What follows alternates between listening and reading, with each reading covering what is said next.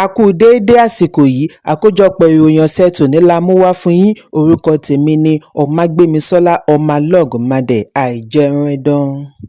Ìgbìmọ̀ tí ilé aṣojú-ṣòfin gbé kalẹ̀ láti fi ṣe ìwádìí àjọ ìjọba tí ó dá awuyewuye sílẹ̀ Presidential Foreign Investment Promotion Council PFIPC ti sọ wípé àwọn ti ṣe àwárí ìwé-ẹ̀rí ìjọba forged documents 29 tí wọ́n tọpinpin dé ọ̀dọ̀ ayédèrú àjọ ìjọba. Èyí ń wáyé bí ìgbìmọ̀ ṣe darí ọ̀gá ọlọ́pàá yányán kí ó pèsè adarí ayédèrú àjọ ìjọba PFIPC Ọmọọba Adéyẹmí Adéníyì síwájú àwọn aṣòfin láàrin wákàtí 48. Ìgbìmọ̀ tí aṣòfin Yusuf Gàjí jẹ́ alága fi àṣẹ yìí léde nígbà tí wọ́n padà sẹ́nu ìgbẹ́jọ́ lórí ìwádìí ní ilé-ìgbìmọ̀ ìlú Àbújá lẹ́yìn tí wọ́n gbọ́ ẹ̀rí láti ọ̀dọ̀ iléeṣẹ́ ọlọ́pàá Nàìjíríà. ACP Bashir Abdullahi tí ó ṣaṣojú IGP ṣe àfihàn wípé síwájú àkókò yìí ni ọlọ́pàá ti pe ẹ̀sùn oníkókó 8 tako Adéyẹmí níwájú ilé-ẹjọ́ gíga ìlú Àbújá lẹ́yìn ìwádìí lórí ìwé ẹ̀dùn ọkàn tí olórí òṣìṣẹ́ fún ààrẹ Fẹ́mi Gbàjàbíàmílà pé ó wá kìlọ̀ fún àwọn aṣòfin lórí ìgbésẹ̀ tí ó lè mú ìdíwọ́ bá ìwádìí ẹ̀sùn àti ìgbẹ́jọ́ tó ń lọ lọ́wọ́ ní ilé-ẹjọ́.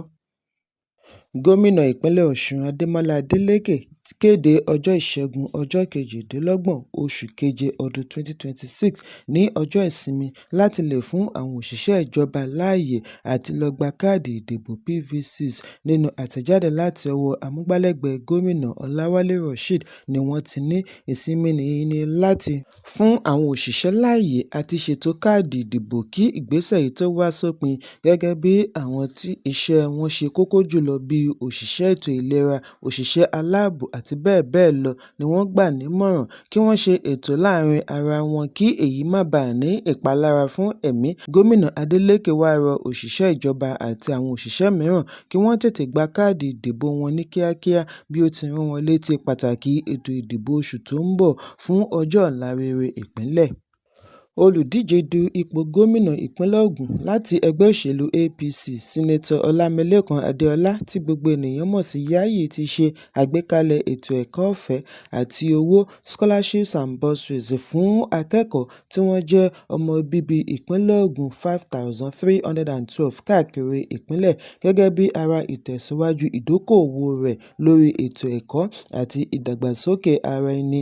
Adéọlá ṣe àfihàn yìí níbi ẹlẹ́ẹ̀kẹta ètò Yayi Scholarship/Bursary Award tí ó wáyé ní ọjọ́ Àìkú ní ìlú Abẹ́òkúta ọjọ́ 26 oṣù keje ọdún 2026.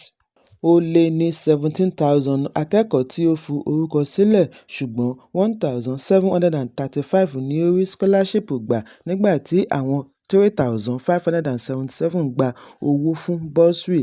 Ètò ẹ̀kọ́ ọ̀fẹ́ tí ó bẹ̀rẹ̀ láti ọdún kẹta sẹ́yìn yìí wà fún àwọn akẹ́kọ̀ọ́ iléèwé gíga láti ìjọba ìbílẹ̀ 20 ní ìpínlẹ̀ Ògùn tí wọ́n fi ṣe àdínkù àjàgà lórí òbí, àlékún àǹfààní sí ètò ẹ̀kọ́ àti àtìlẹ́yìn ètò ẹ̀kọ́ tó yanjú fún àwọn akẹ́kọ̀ọ́ tí wọ́n wá láti ìdílé tó kù díẹ̀ káàtó fún.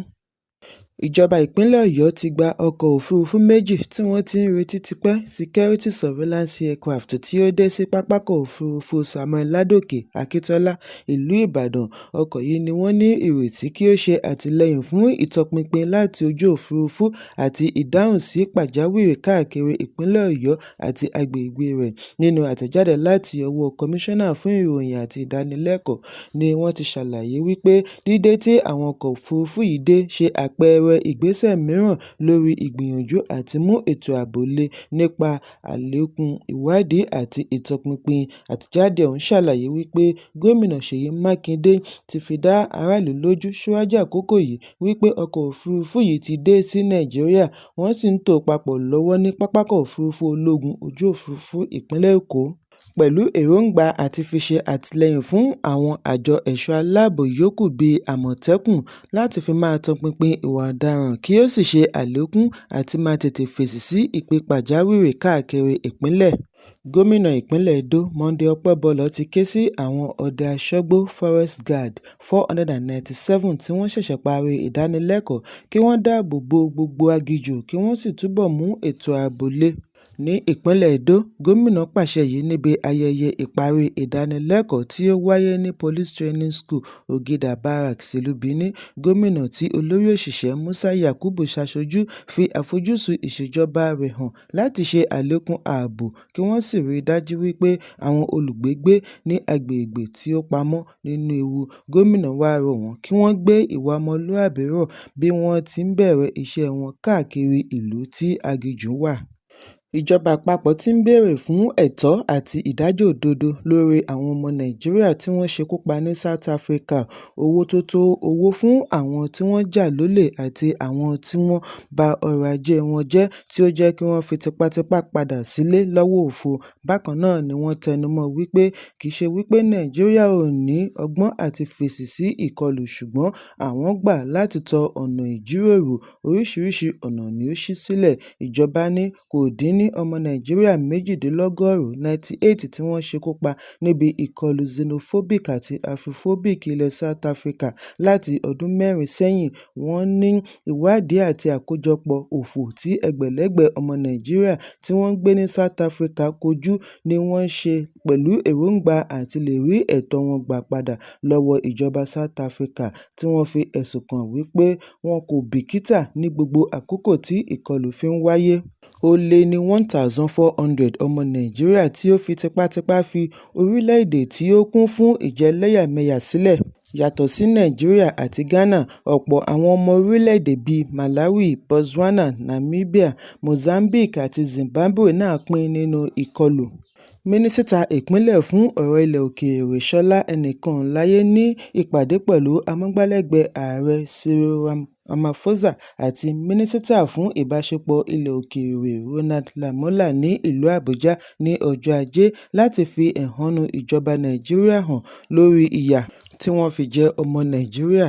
Lẹ́yìn ìpàdé ni mínísítà fi tó akọ̀ròyìn létí wípé èyí mú àwọn lómi gidigidi pẹ̀lú ìkọlù tó ti ń wáyé láti ọdúnmọ́dún tí àkọọ́lẹ̀ fi ṣe àfihàn ènìyàn 118 tí wọ́n ti ṣekú pa látara ìkórìíra. Ẹnìkanláyé ní àwọn olùfẹ̀hónúhàn South Africa kò ní àṣẹ lábẹ́ òfin ilẹ̀ òkèèrè láti fìyà jẹ, ṣekú pa tàbí ja ọmọ Nàìjíríà lólè. Àwọn sì ti pín fọ́ọ̀mù fún gbogbo àwọn tí wọ́n fara kááṣá ìkọlù kí wọ́n ṣe àkọọ́lẹ̀ òfò kí wọ́n tó béèrè fún ẹ̀tọ́. Ọjọ́rú ni ọlọ́pàá ìpínlẹ̀ Ọ̀ṣun fi ọwọ́ ṣìkún òfin mú akọ̀wé ìjọba ìpínlẹ̀ Ọ̀ṣun Teslim Ìgbàláyé àti àwọn 5 mìíràn lẹ́yìn tí wọ́n ṣe ìkọlù sí ilé rẹ̀ ní ìlú Òṣogbo. Alukoro ọlọ́pàá ìpínlẹ̀ Ọ̀ṣun Abíọ́dún Ọ̀jẹ́lábí ṣe àfihàn yìí nínú àtẹ̀jáde. Bí ó ti ní ikọ̀ ọlọ́pàá gùn lé ìtanilólobó wípé àwọn ọmọ ẹgbẹ́ ọ̀daràn fi ara pamọ́ sí agbègbè kan ní ìlú Òṣogbo. Ìdí nìyí tí wọ́n fi ṣe ìkọlù lábẹ́ òfin tí wọ́n fi rí wọn mú. Ìkọlù yìí kan náà ni ó yọrí sí bí wọ́n ṣe rí Ìgbàláyé àti àwọn 5 mìíràn mú. Ṣùgbọ́n gómìnà ìpínlẹ̀ Ọ̀ṣun Adémọ́lá Adélékè ní ara ìpínlẹ̀ Ọ̀ṣun kò ní tẹ̀ fún ìdúkokò tí àwọn kan fẹ́ ṣe bí ìdìbò gómìnà ọjọ́ 15 oṣù kẹjọ ṣe ń súnmọ́lé. Lẹ́yìn èyí ni alukoro fún ikọ̀ ìpolongo ìmọ́lẹ̀ Council Pẹ̀lúmi Ọlájẹ́ngbèsì ṣe ìkéde wípé ọlọ́pàá ti yọ̀ǹda akọ̀wé ìjọba ìpínlẹ̀ Ọ̀ṣun.